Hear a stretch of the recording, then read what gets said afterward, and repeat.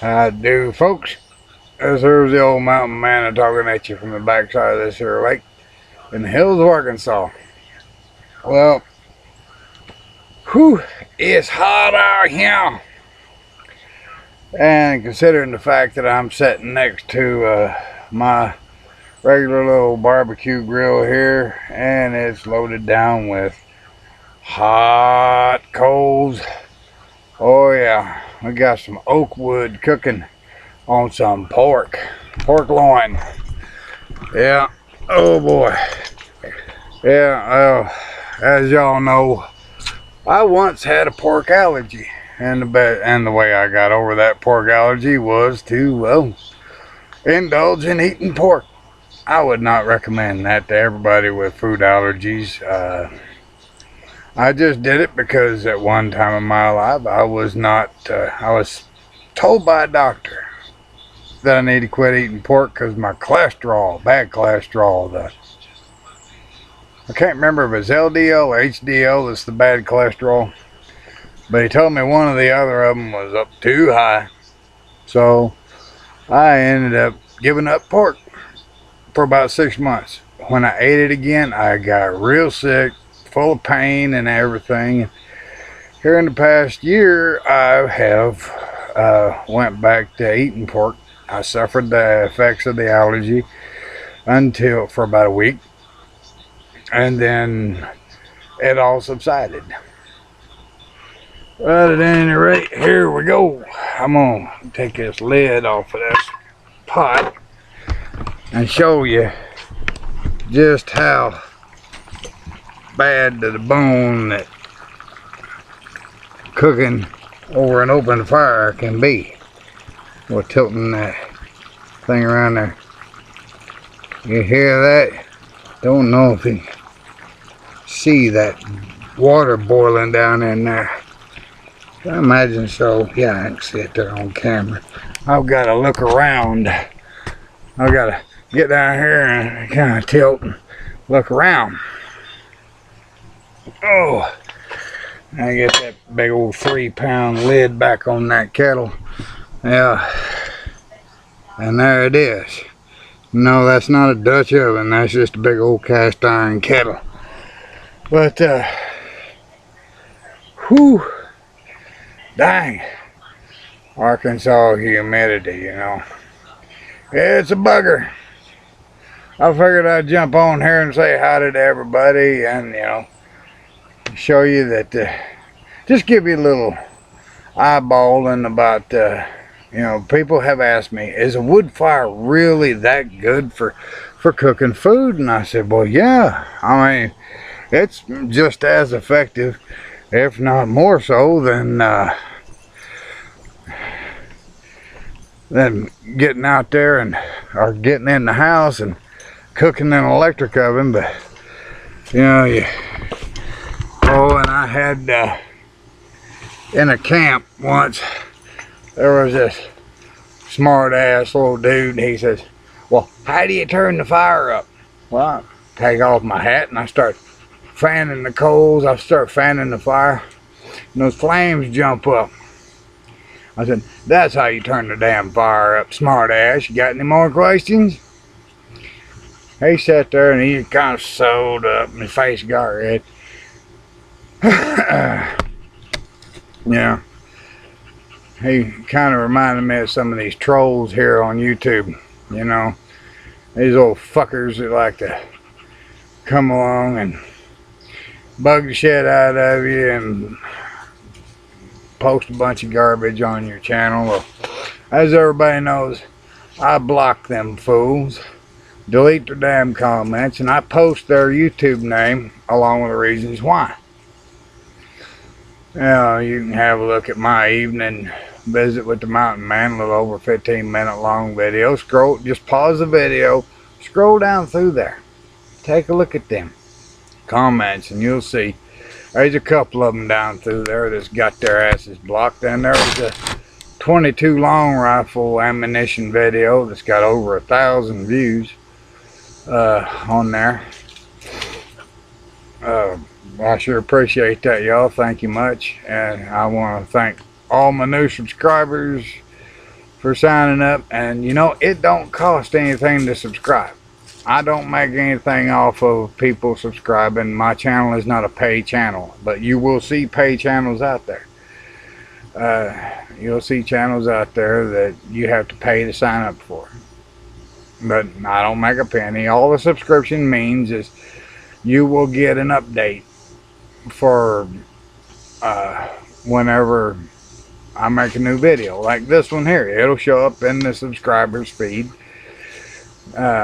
And yes, little bear. Well, you know, as always, here's the dog. Here's little bear. Yes, little bear, you're gonna get some pork when it gets done. You big old you big old boy. I started to call you a heifer, but you're not a female, are you? You big old fat boy. You've gained a lot of weight. Yeah, little bear's gained some weight. He gained some weight because he gets some good food. You know. Besides the food that I feed him, well, besides his regular dog food, besides his regular dog food, he gets a portion of what I cook. Let's see if I can get this set down here decent enough. You know, the old son, it don't want to cooperate. So this video is gonna be a little unsteady. Yeah, just being out here for this almost 7 minutes it got me working up a sweat, but you know, sweating's good for you. My grandpa used to say, hey, you can get out in the sun, work up a sweat out that paws. And that was my mother's father that had that belief. And to this day, I can still see that great big old Irishman, 250-pound Irishman out there in the garden in the springtime with his great big old 3-axle rototiller, this great big machine that just that damn thing just roared like a damn god-awful. Made a god-awful noise. Had a muffler on it. The muffler didn't work very good. I was sitting out there and I'd watch Grandpa wrestle that rototiller around. He'd pull that thing around like it was a wash tub full of ashes. It wasn't nothing to him. He'd heave up on it and get them blades to digging in that ground. And one thing that man was good at is raising a garden. He could raise one hell of a garden, which leads me up, you know, prepping and such. And my garden suffered this year. Most of my corn didn't produce. A lot of it at 3.5, 4 feet tall put out pollen spikes, and those of you who raised corn before knows that ain't no good. So I had to yank it most all of it up. I got about 8 stalks that are going to produce ears, and that may not even do very well because of the lack of bees in the area. You know, the lack of the honeybees and bumblebees and other bees around. It's just not doing good. You know, here it is, you know, it's July and the ears are looking like they're about that big around. I may try to plant a fall garden. Plant some greens, mustard greens. Mustard does real good in the cold weather. Maybe some turnip greens or some turnips. I gotta do something. Food's kind of thin. I got lucky and a neighbor of mine gave me this big old honking chunk of pork, and he said, yeah, he said, this is what I got, you know, this is what I can spare. So I made him up a big old fire steel. I made him up a 3/8 inch thick, 3/8 diameter fire steel, 4 inches long, and a piece of deer antler, and gave him some char cloth and magnesium. Showed him how to use them, and man, he said, damn, that's the greatest thing since the big cigarette lighter. And I said, really?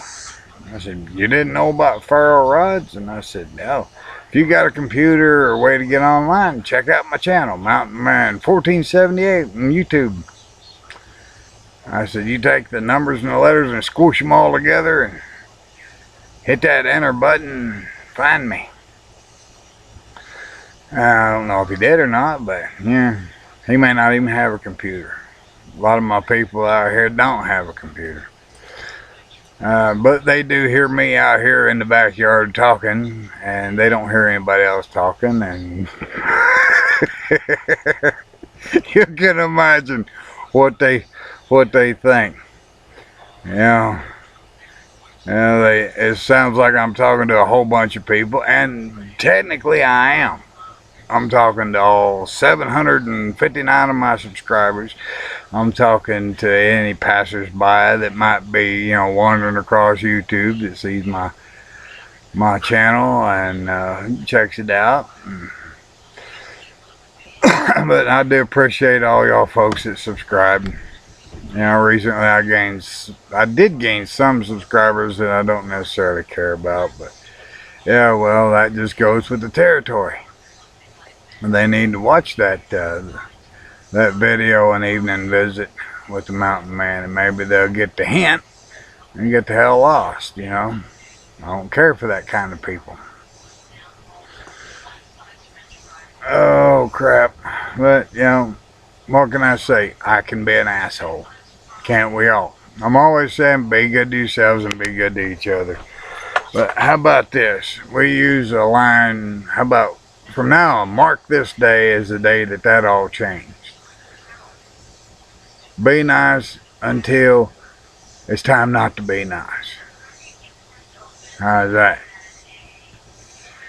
And there goes the old man's, my dad's peeking out at me right now, my blood father, he had this way, he'd cock that eyebrow up and he'd bug that other eyeball out and say, boy, you better look out.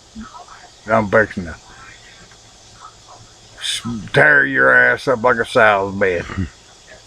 Nah, he never would give a warning. He'd just yank the belt off and assume that I knew I had done wrong. I'd fucked up somehow. Most of the time I was sitting there rubbing my striped ass wondering, what the hell did I do now? But, that's the way it was. I grew up to be a pretty good kid, a pretty good young man, pretty decent man. Well, contrary to some people's opinion, Shit happens though. We all go astray. We all have some, unless you lead an incredibly sheltered life. But, fuck it.